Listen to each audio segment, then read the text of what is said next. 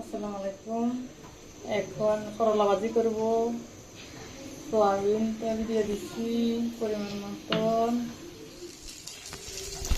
আলু একটু সিদ্ধ হবে 5 মিনিট, একটু গরম হওয়ার পরে আলু একটু সিদ্ধ হবে 5 মিনিট। 5 মিনিট লেড়ে চেড়ে দিয়ে দিব পরিমাণ মতন লবণ দিয়ে দিয়ে পরিমাণ মতন। হ্যাঁ,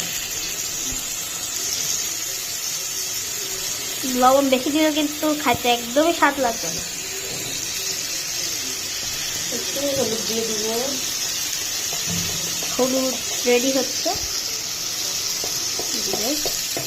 হলুদ একটু লেড়ে চেড়ে কাঁচামরিচ দিয়ে দিব।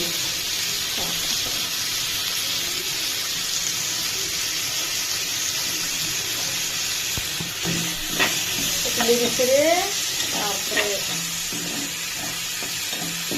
5 মিনিট করে করলা দিয়ে দিচ্ছি।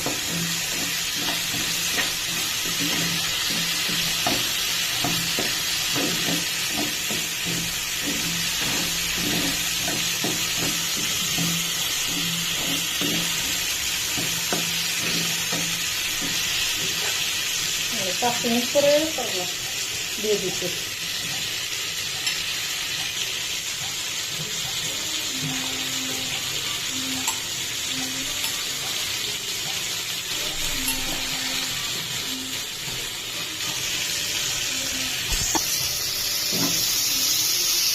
নেড়ে চেড়ে 5 মিনিট করে তেল দিব।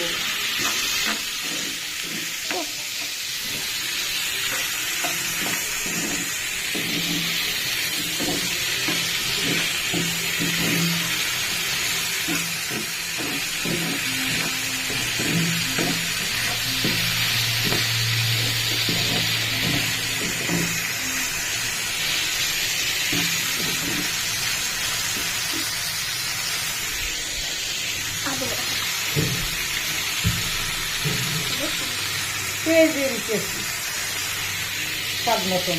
একটু পেঁয়াজ করলাতে বেশি দিলে একটু ভালো হয়, মজা হয়।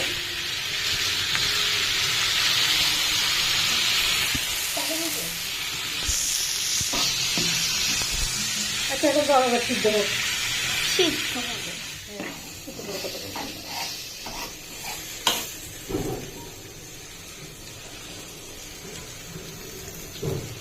সময় দিতে হবে, নাহলে লেগে যাবে।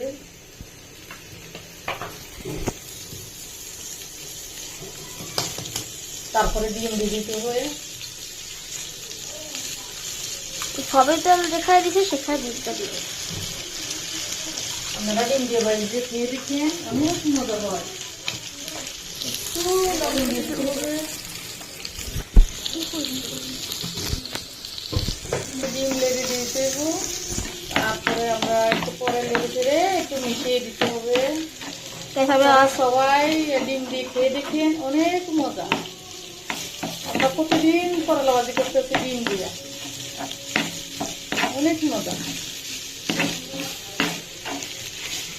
আপনাদের দেখাচ্ছে কিন্তু আমার নাকের অবস্থা শেয়ার করলে খারাপ হয়েছে। আজকে আমি একটু কথা বলতে পারতেছি না, তাদেরকে তো বলতেছি, শুনতে পাচ্ছি আমার নাকের অবস্থা কি খারাপ অবস্থা, ভালো তো একদম। পরে নামাই দেবে। আমার গলা বাজি শেষ প্রায়। 5 মিনিট লেড়ে চেড়ে নামাই দেবে।